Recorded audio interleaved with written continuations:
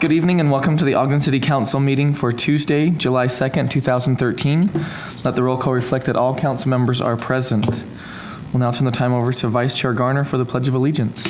We'd like to invite, a couple of scouts are here tonight, but specifically we'd like to invite Aaron Plume to come up. He has agreed to lead us in the Pledge of Allegiance at this time. So Aaron, if you'll just come up here and we'll follow your lead, okay?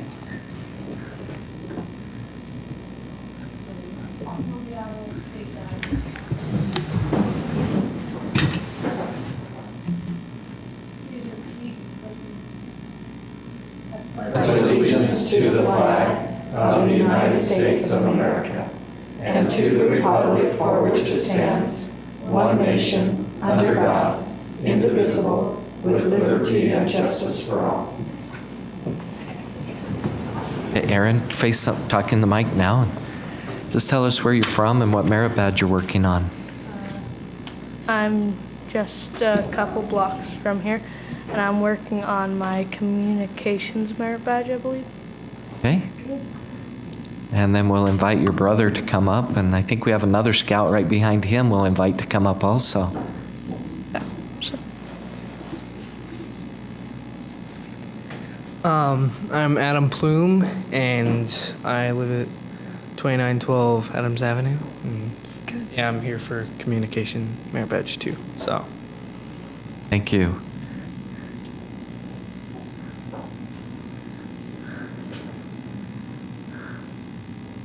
I'm Cash Jenks, and I'm working on my communications merit badge. Nice to have you guys here tonight, and thank you. Okay, thank you. Thank you, Aaron, and thank you to your leaders for bringing you here tonight. Now, if you'd join with us in a moment of silence.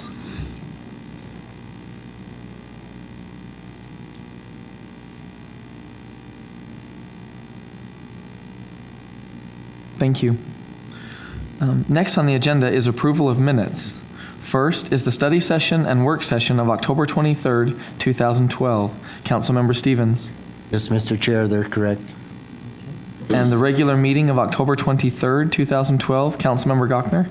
I've reviewed those and found them to be correct. And the regular meeting of December 4th, 2012. Councilmember Heyer.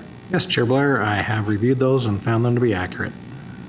And the regular meeting of February 19th, 2013. Councilmember Wicks. Thank you. I've reviewed those and found them to be accurate.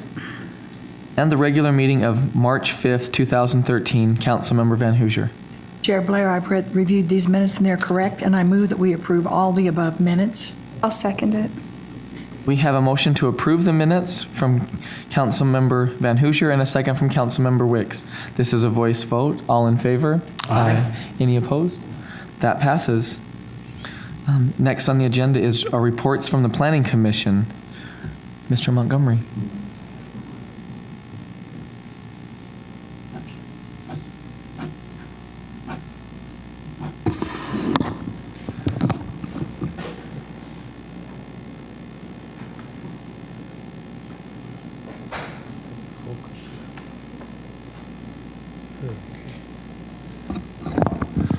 Mr. Chair, members of the council, the item before you tonight is a consideration of a petition that was filed to rezone property located at 420 13th Street.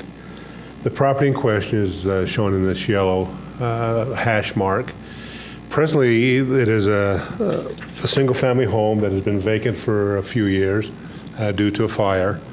It is zoned commercial, and the petition is to rezone this back to residential so that the home can be restored.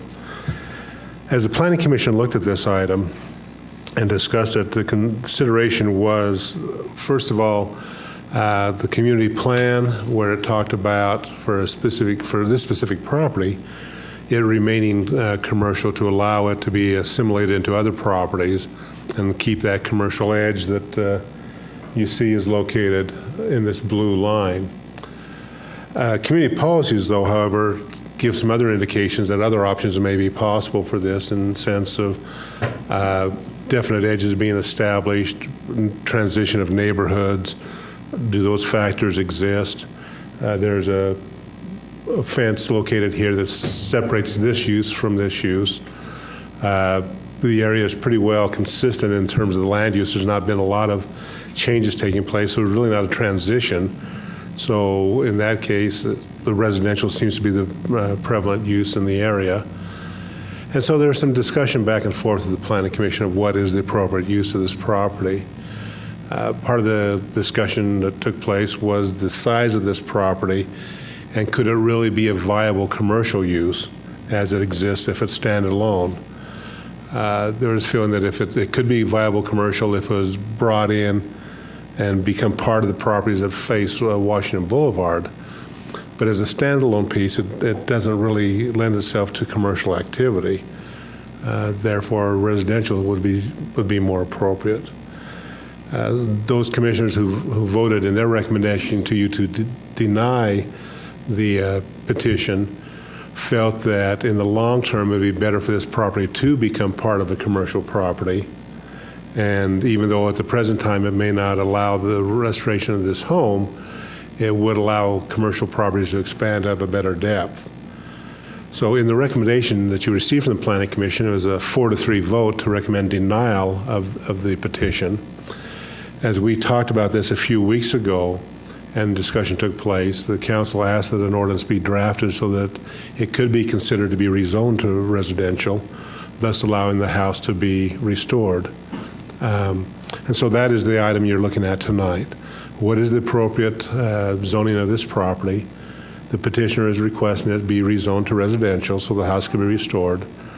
The Planning Commission's recommendation to you in the majority vote was to deny the petition and leave it commercial, which would mean at some point the house couldn't be used as it is, and at some point it would probably have to be taken down.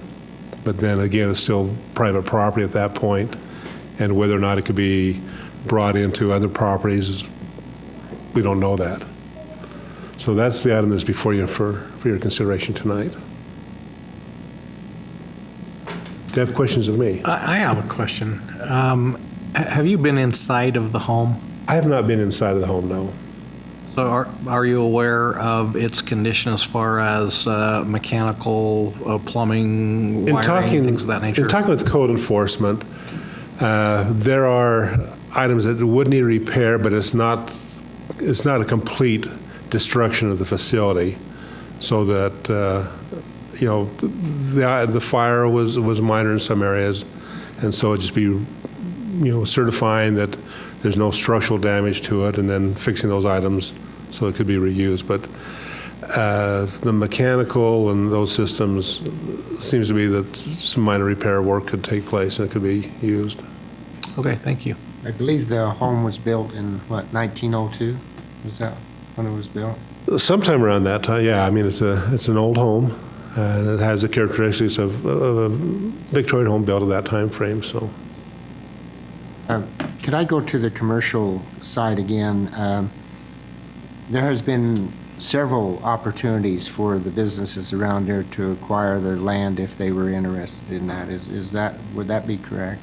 In our discussion last time, it was mentioned that in this process of acquiring the property, other people could have had that option but chose not to do it at that point. So if they felt a need to do it at that point, they could have acquired the property as well as the petitioner acquiring the property. It seems that the attitude or the feeling toward commercial has not changed as of to date with the property. There's no interest in Correct. That's my understanding. We did have a person at the Planning Commission meeting speak, feeling that commercial is the best aspect for the property, that being one of the members of the Piccolo family who owned the property to the west. But as you mentioned, nothing has transpired that way. But not a standalone commercial, right? It would need to be an addition to. That was their discussion. Yeah.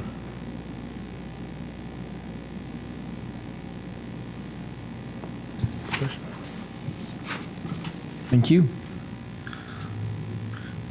The petitioner's here. We'd like to invite Mr. Hopkins, if he's here, to come. Okay.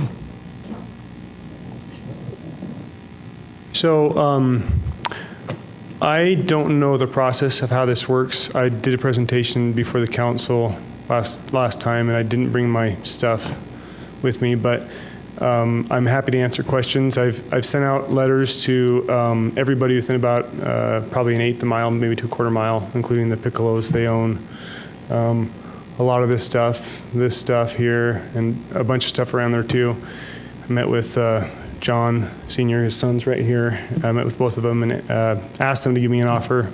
I said, you know, I'll look at anything, and I've called them multiple times, and so I have not received any offer. But I don't know what you'd like me to say. I mean, the house is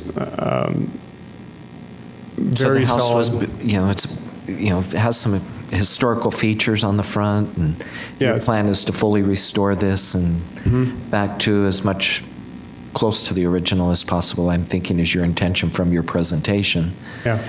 And if commercial property owners that are adjacent to you still come forth and say, before you get started on this, we want to make an offer, are you still willing to work with them, or is this I'm happy to do that. I think, I mean, I walked that entire street all the way down to probably like 600 east, and I talked to every single person on that street, and they answered the door, and I have 2 pages worth of signatures asking for it to be residential. That's what the neighborhood,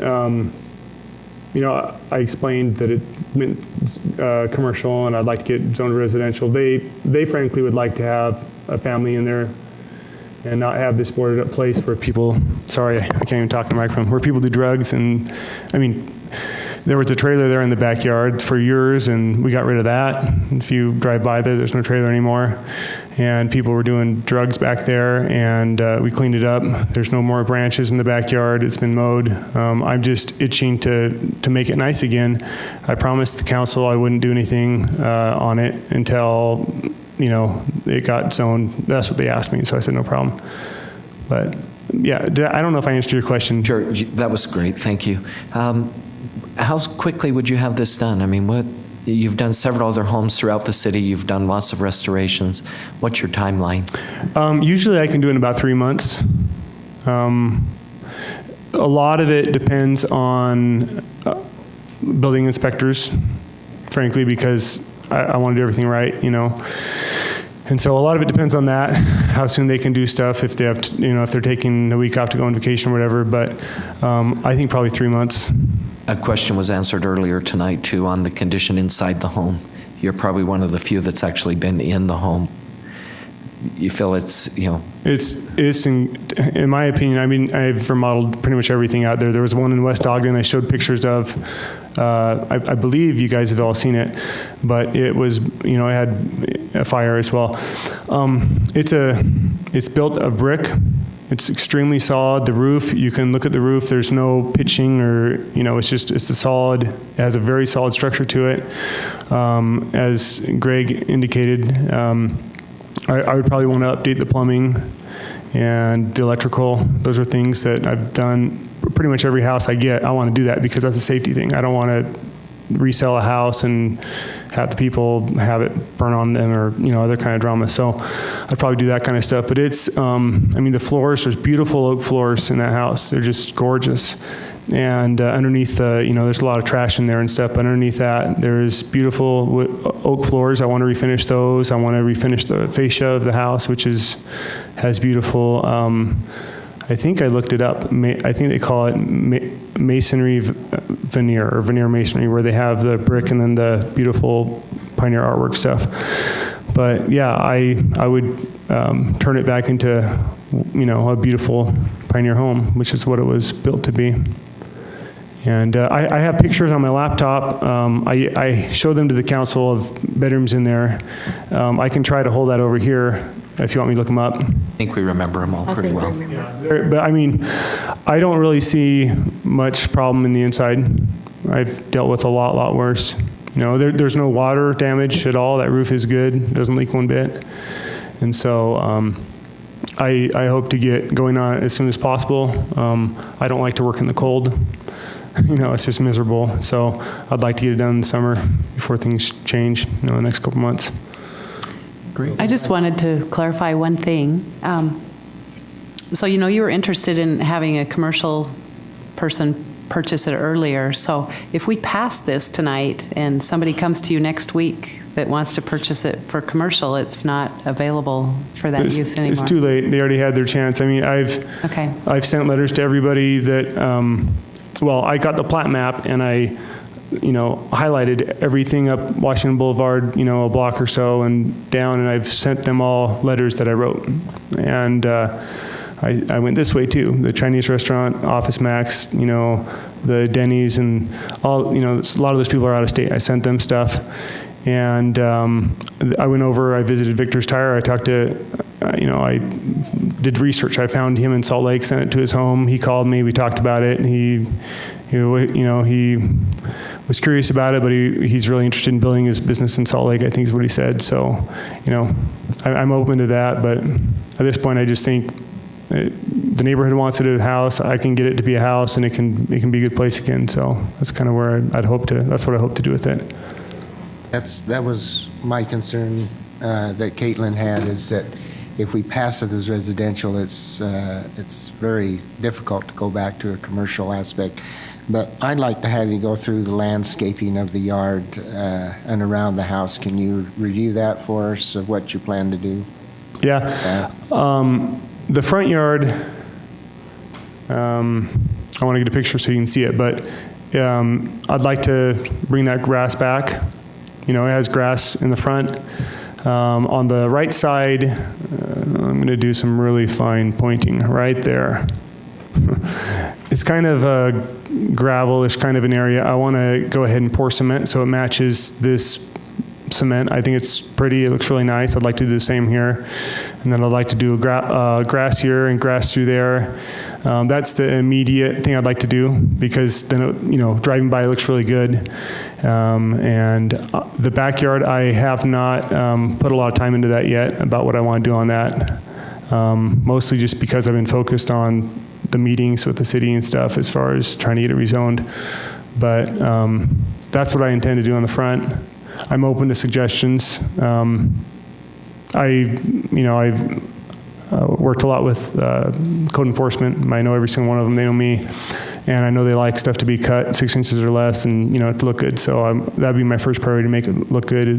Driving by. Did that answer your question? Okay. Any other questions or comments for Mr. Hopkins? Okay. Thank you. I don't think we've ever had somebody come forward with a petition where they've walked up and down the street and talked to all of their neighbors to such an extent. Yeah. Well, I know some people on that street and stuff, and so I figure that's, in a democracy, that's where it's got to happen, is on a local level, and that's, I think, what the council, they seem to say that too. They seem to understand that, that would be a benefit to the area. That's what everybody wants it to be. So, anyway, any other questions? Nope. Thank you for your time. I appreciate it. Thank you. Okay, now we will receive public input on this proposed rezone. So.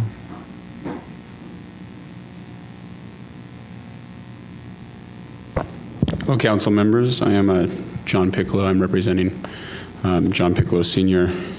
I'd first like to proceed with a few clarifications. We expressed interest in the property, and we attempted to purchase it during the bank auction at the same time Mr. Hopkins was purchasing the property. We bid lower because of the state that the property was in, and planning informed us that the property would be unlikely to go residential. It didn't fit with the master plan of the city, and we firmly believe in following the boundaries laid out by our staff and our professionals. So we followed that boundary, and we sent a certain offer in. Additionally, we had a company out of Midway called Real Providence Foods that is interested in the property. They were interested in both corners. I have a contract signed by them contingent upon the property. Unfortunately, though, Mr. Hopkins' price was unreasonable. The letter he sent us was over $70,000 for the purchase of the property. Market comparisons from both Marino Tolados and Carl Hartley and Associates indicate that that property is about 3 times the value minimum for the area and the condition of the property. This is the same thing that Victor's Tire expressed. It's just untenable. It's unreasonable. We are interested in improving the property. We're interested in lease agreements. We expressed at a meeting that took place at the property verbally with Mr. Hopkins that we are interested in buying him out at his price or offering him a little bit more for his time, trouble, and work that he's put into the property up till now. And that we would go along with Mr. Mayer's planning's suggestion to improve the property, get the properties combined into one lot, and then make commercial energy that would maximize the economic efficiency of the area. And that was kind of our overall goal. One of the things that we were hoping was that by maximizing that, we would ensure the future employment opportunities, investment opportunities, and economic potential of Ogden, especially in an area that's a major hub. Maximizing the efficiency should be pivotal for Ogden City, and I believe they've done that up till now. But we still express interest. It's just that, as with any business, the price has to be right for us to be able to put our hard-earned resources into the property. We're still willing to work, and there are other commercial entities that are interested in the property. Hedda, right across the street, that owns a Colonial Hotel, has expressed interest. He has not been approached. And we have some other opportunities with him and his property as well. And so I still have Real Providence Foods contractual agreement with me. There are opportunities, there is an interest in this area. To shun that aside merely for the potential speculation of an investor on a property, the so-called flip or improve, and denying the future benefit to future generations would be a tragedy on moral grounds. And as arbiters for the code, that's where you guys take the potential and the duty to improve it. And we're still willing to work and make this work for Mr. Hopkins and ourselves. Thank you. Before you leave, can I ask a question of you? As far as your interest in the property and the value to you, I guess that's really kind of what it boils down to. Right. To turn it into a commercial, situation for you, you've got to demolish the land or yes. the house. Do you have any sense of what that would cost you? And yeah, well, we have two bids. We had Peterson Corporation and we had Chambers Excavating both give us bids on the possible cost of removing the building. The lowest bid was by Peterson at $5,670 is what they bid at. Chambers was about $8,000, a little bit higher. And with backfilling, approval, landscaping, which, if you've noticed, my father is really believes in improving properties, the coffee shop that we've invested in, and then across the street at 1303 Washington Boulevard. And then his properties he's restored. He has a Victorian that's a centennial home that he has restored completely. We believe in restoring and improving, but there is a point at which, if the property has gone through sufficient damage and the area is a commercial hub and it's bustling with growth, that we can not only increase the potential, but we can improve the land. And Mr. Mayor, we had spoke with him, he said that the city would be more than willing to unite the two tax IDs, create one lot, and that we could organize a situation in which the coffee shop could be removed and Real Providence Foods could put their building in the back. The goal with Real Providence Foods was to secure 10 professional jobs by the end of the year. Now, it was our failure with respect to our speculation of offering a lower price. But they're still open for negotiation. It's just that a letter received for a quantity of that much is a little bit deterring to a company in its youth to try to establish itself in Ogden City from Midway, especially the environment that they're at in Midway is quite, it's a nice environment. So they got to have an incentive because that's the number one rule of economics. all right, thank you.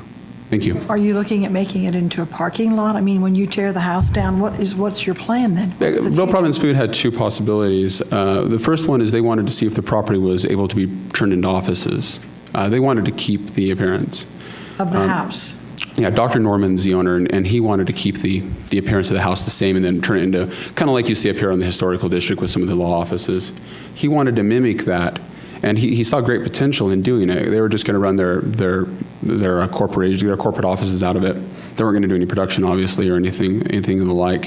Have a few accountants there and their board. The frontage right there at 1290, which is right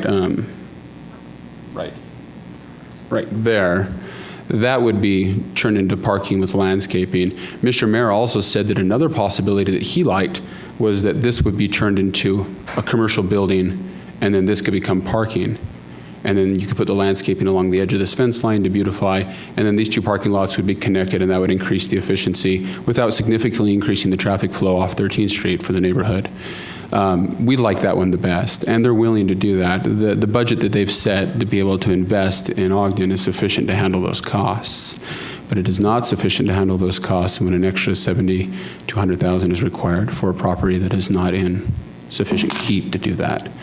And one of the things is because of the speculation of the value of the property possibly being used as a flip property in the future is the incentive here, right? Because if it were commercial, then the incentive decreases to be able to hold the property otherwise. And we're willing to work with Mr. Hopkins for any type of speculation or recompensation on his behalf. The issue at hand, though, is what is the property going to do? If it goes residential, then we need to find another location for this company. And if it stays commercial, then we have the opportunity to negotiate. But as of right now, this is the uncertainty that all of us here are here for. Any questions, perhaps, from the council? So, if you were going to outline your timetable of moving the property into completion and start to completion, what would that be?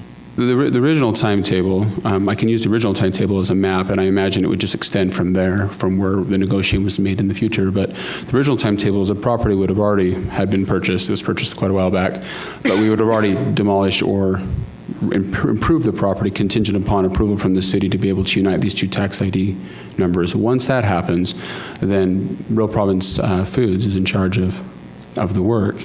I imagine, given their history, that it would probably be 6 months to a year. The original timetable was 2 years to do all improvements, get their staff hired, and to be able to establish themselves 100% in Ogden. It would be 10 professional jobs, and then the spillover 10 to 20, labor jobs.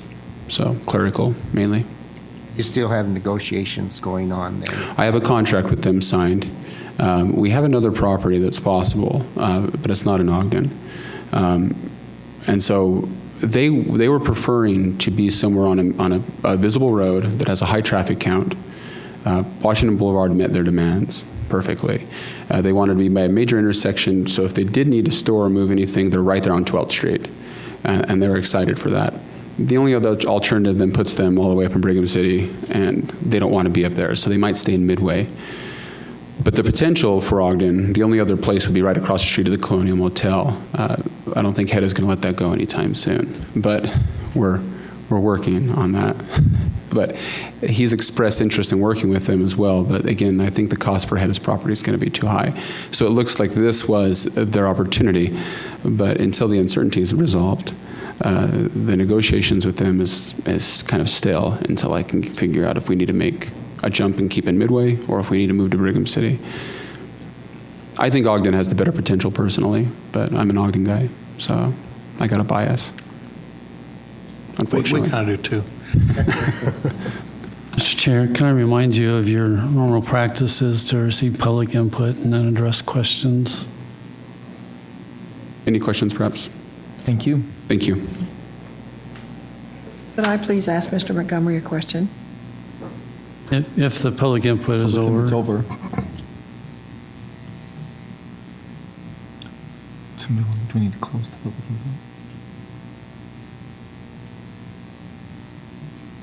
No? Okay. Yeah. Mm-hmm. My question would be, Mr. Montgomery, is a demolition, order for that house, even if suppose, let's say that's what we went to, would that be hard to get, or is that just something we just? Well, what would happen there? There are two ways demolition takes place. One is an owner makes a decision to demolish it, and then they just take it down.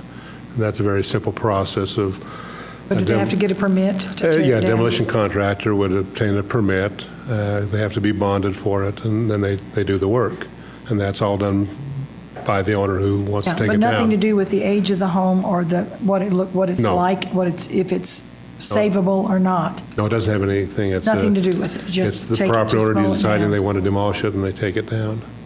If it's not on the register. Yeah. So, and this is not on the register.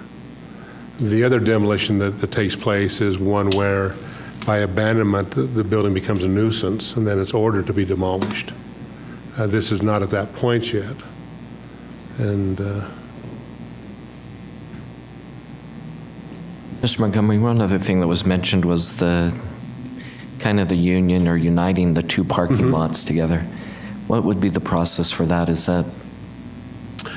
Basically, it's a site plan submittal. If the zoning is commercial on both pieces of property, it'd be a site plan submittal, going to the county recorder to bring the two properties together into one tax ID. That would be the process that's involved with that. Thank you.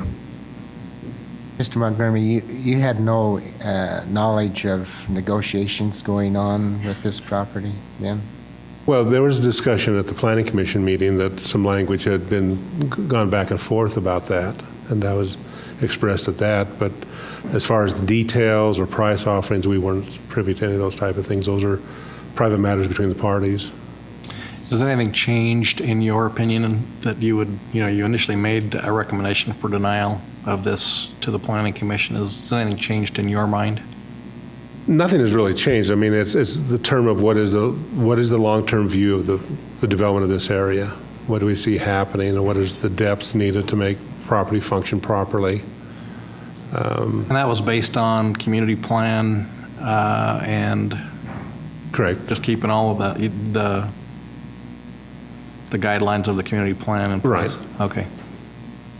In the transmittal, it said that Mr. John Piccolo was there and that he spoke. Correct. Do we know which Mr. Piccolo? Was It's it Mr. Piccolo, yes. Okay. I don't think you can get Mr. Piccolo Sr. out of the pizza place. Well, it says that he owns the property. I know. That's why I wondered.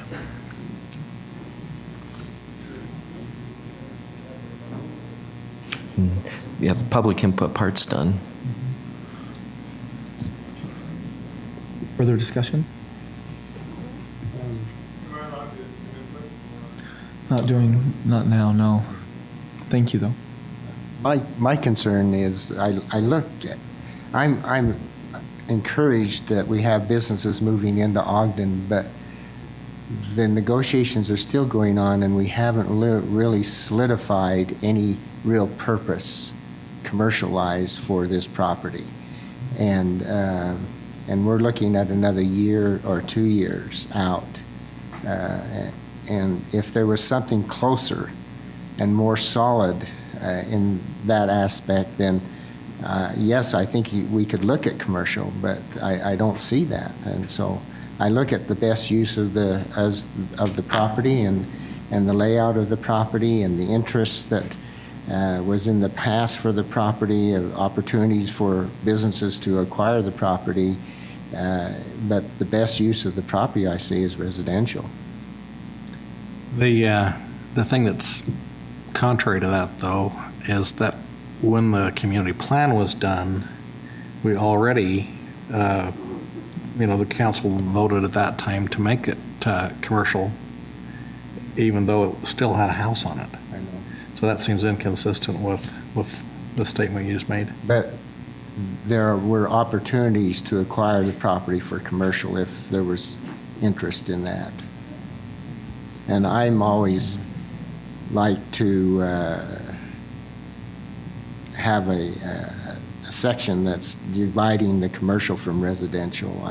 I think if we can build strong neighborhoods and have families there, then that would be a win for the neighborhood. Well, I think the ideal situation for, if you were going to convert that into a commercial use, would have been having the home catch on fire, have it sit vacant, and lose that designation and then go up for auction. It wasn't purchased by commercial people with a commercial interest in it at auction. It was somebody who had an interest in doing some renovation to it. I mean, if it would have happened, they had multiple chances, I think. I think the different, and I don't, I certainly don't know the economics of the whole thing. But I know that the expenses to purchase and demolish are going to be different than to purchase and renovate. Mm-hmm. And so that's what they're basing their offers on. And I don't know how that all really works. So So in my mind, I've kind of taken that out of it, to see, well, is it really better as a commercial or is it really better as a residential one? Weighing through the community plans and planning commission recommendation, even though it was a pretty tight vote, tends to lead me to kind of think that perhaps we ought to leave it commercial after seeing it in person. Well, this is a tough one. I mean, it's always a balancing act, and I guess I would just say, if there's an opportunity to preserve a historic structure, and obviously you tried to sell it first, but you're looking at new options, and if there's an opportunity to preserve a historic structure, I think we have to grab onto it because, once they're gone, there is nothing to preserve. So with that in mind, I would go ahead and make a motion that we adopt proposed ordinance 2013-36. I second it. We have a motion to adopt proposed ordinance 2013-36 from Councilmember Gochner and a second from Councilmember Stevens. This is a roll call vote. Councilmember Gochner? Aye. Councilmember Heyer? Aye. Councilmember Stevens? Aye. Councilmember Van Hoosier? Aye. Councilmember Wicks? Aye. Vice Chair Gardner? Nay. Chair Blair? Aye. That passes. And I'd like to just take a moment with the vote. I agree that we need to preserve historical natures of this, and I really do feel that it's, kind of a tough spot that we're in, that we have two business owners that I feel probably still have a desire to negotiate and work with each other. And as was mentioned, that could have happened sooner, and I wish it would have if it was really the intent. And thank you. I felt similar too. It was a tough weighing job. I suspect that if these two level-headed people got together and discovered that they wanted to transfer property, and we could make a reversal at some point. I don't know what the process for that, if it would maybe be a complete repetition or not. It would depend on the timing. Reconsideration, if can occur at the next two council meetings, regular council meetings. But if it were just a new petition, it would have to wait until after that point and begin again. Thank you. Mr. Chair, I'd like to suggest that Mr. Piccolo meet with our economic development team and see if there's other sites within Ogden City that we could attract that business that he has interest with. Excellent. Good luck with your project, though. We wish you the best. Okay. Next are reports from administration. Ms. Laurie Johnson.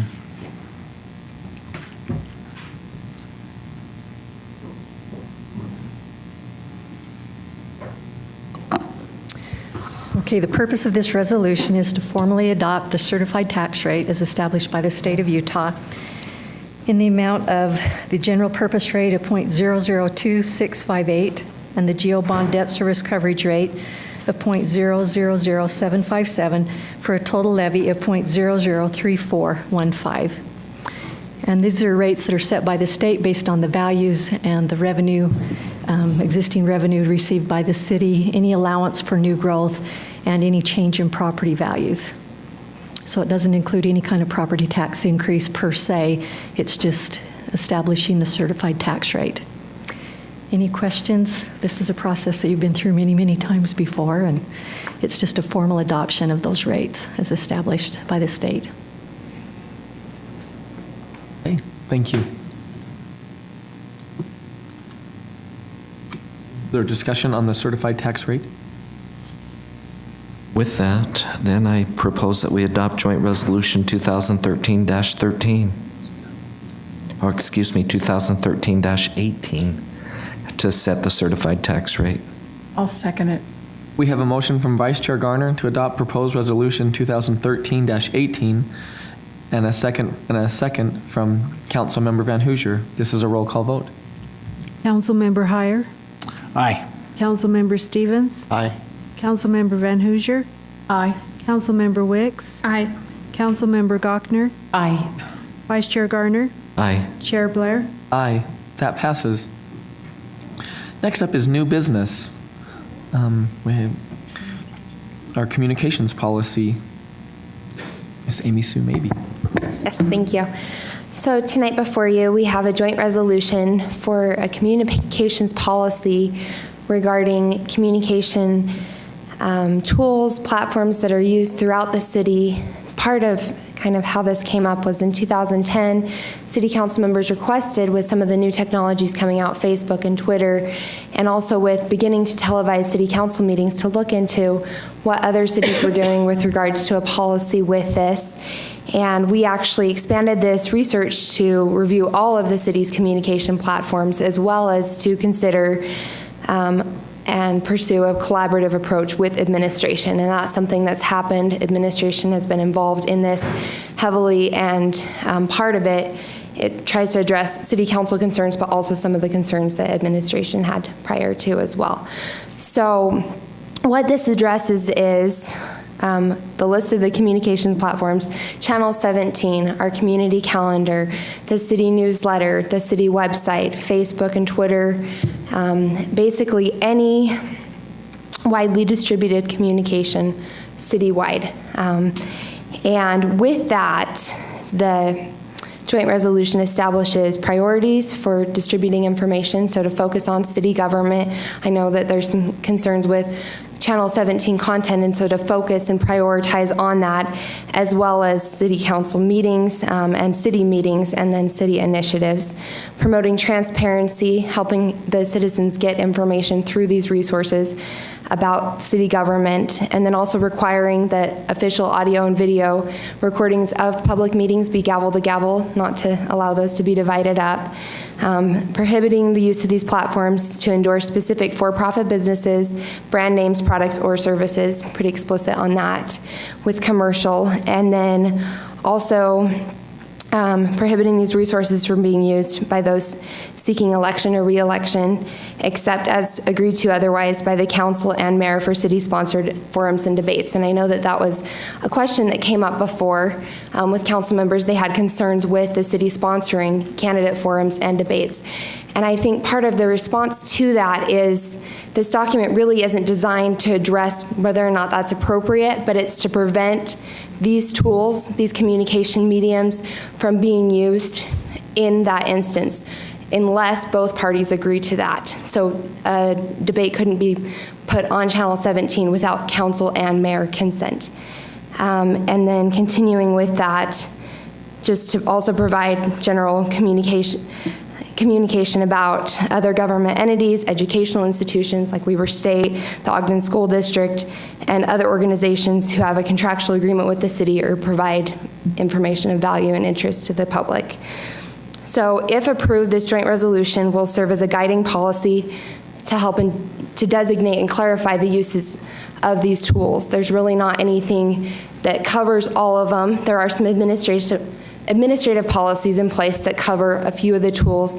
Channel 17, I know they're working on a social media policy, but there's nothing that's all-encompassing, and this kind of addresses that. And with this, too, because it's collaborative, we have the administrative support on this as well, which is very helpful. And so Mara has some comments as well on that and what we're trying to accomplish, as well as how this will be enforced and administered. Sure. I just wanted to reiterate that this has been a collaborative process, and there's actually a meeting that occurs frequently on communications between administrative and council staff is involved in that, so that there'll be a continuing two-way communication if any issues arise. But we are working on a social media policy.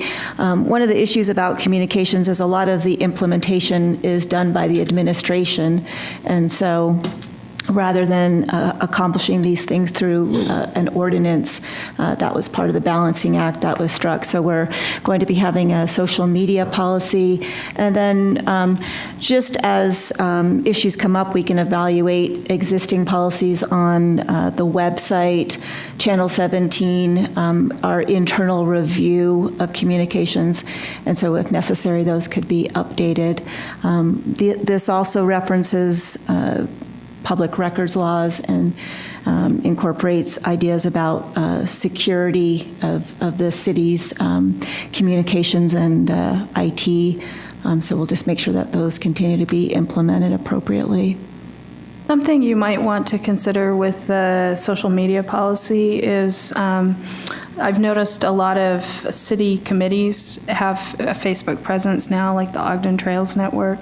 It may be helpful to maybe come up with something for those where they basically put out that the views expressed are not those of Ogden City. And I mean, just some simple things like poor grammar and words are misspelled, and it really kind of reflects poorly on the city. So I don't know how you fix that, but maybe making sure that it's made clear that those channels are not managed by Ogden City and that it's run by volunteers on behalf of that committee, and that the views expressed aren't those of Ogden City, I think would be something you'd need to put in there. Thank you. That's a good suggestion. We'll take a look at that. I know there's some centralization with some of that where we do try to feed out information in multiple channels, and that is controlled, but you're right that some of it probably isn't controlled that way. So. Yes, if there's any questions, comments, concerns.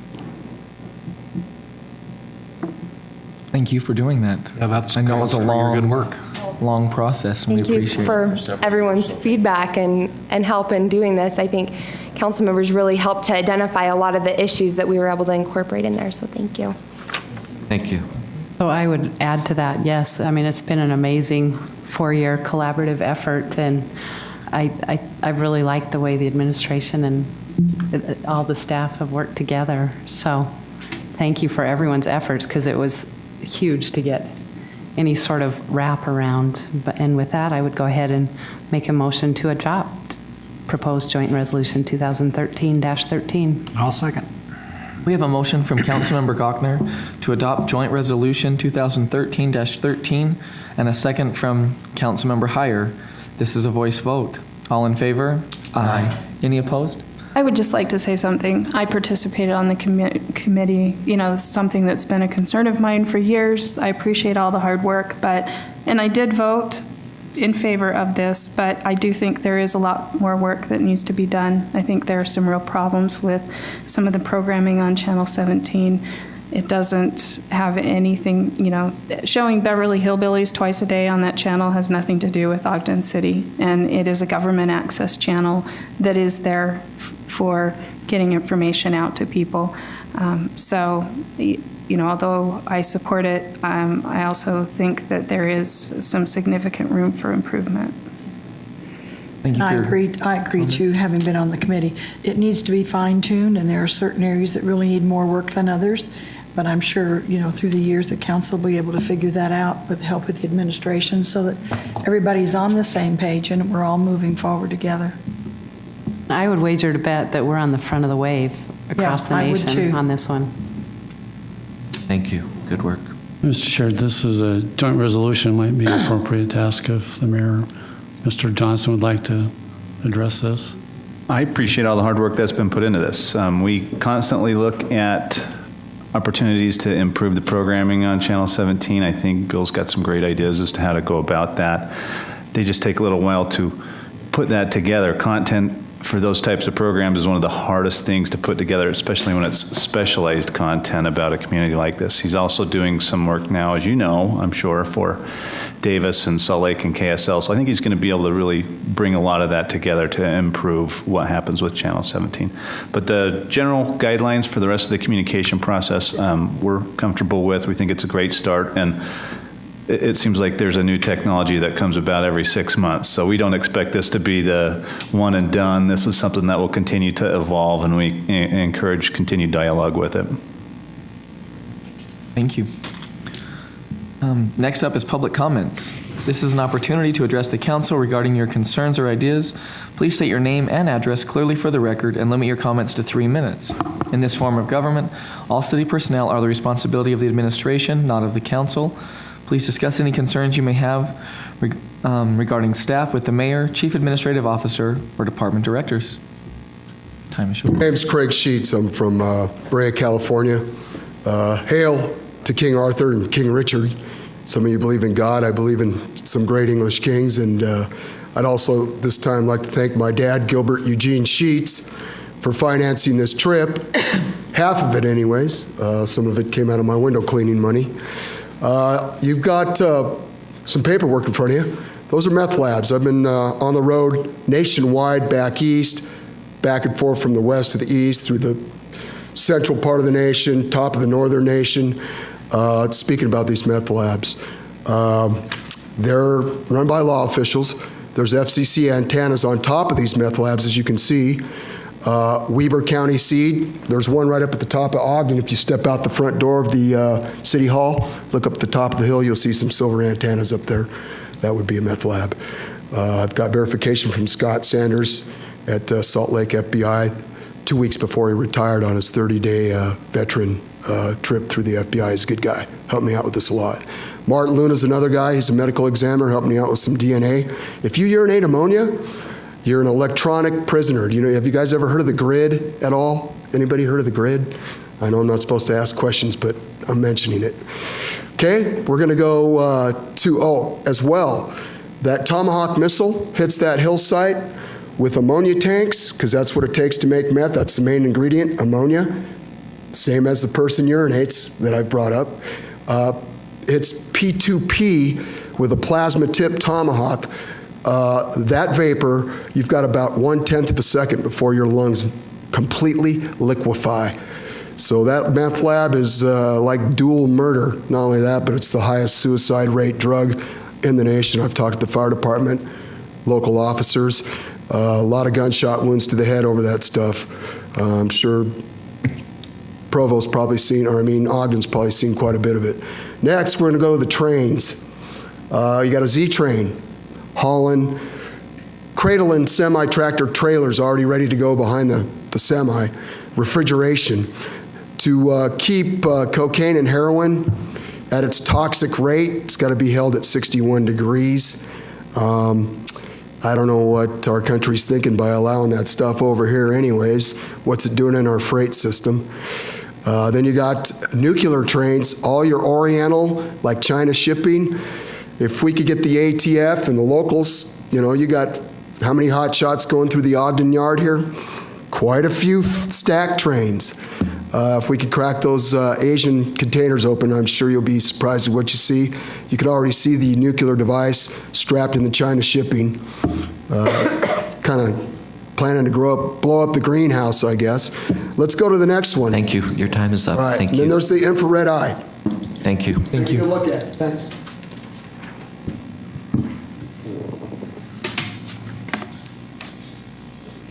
Any other further comment or any other public comment? If not, comments from the administration. Yeah, real quickly, I'd like to wish everyone a wonderful 4th of July weekend, which is coming up, and I would urge caution as we go into this. This heat has not helped. We had a report from the fire chief today, talked about a lot of the dry fuel that's around, and there are many, many ways to celebrate family, our freedoms, and our country without an arsenal of potential fire-creating events. So if you do, please be careful with that and use caution. At the end of the day, we want everybody home safe. That's our priority and our goal. And I just wish everybody a wonderful 4th, and to please exercise caution as we go into this weekend. Comments from council staff Nothing, thank you. and comments from council members. I echo what the mayor said. I hope the holiday is safe and we enjoy it, but be careful. Our wildland firefighters are already taxed enough, so please be careful. Our hearts go out to them and and thank you for your crews. I know in the last couple of days there's been a few fires in the city too with dwellings, but we've got a great team and thank you for your efforts. Okay. Motion to adjourn.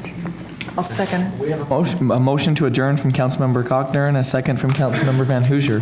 This is a voice vote. All in favor? Aye. Any opposed? Okay.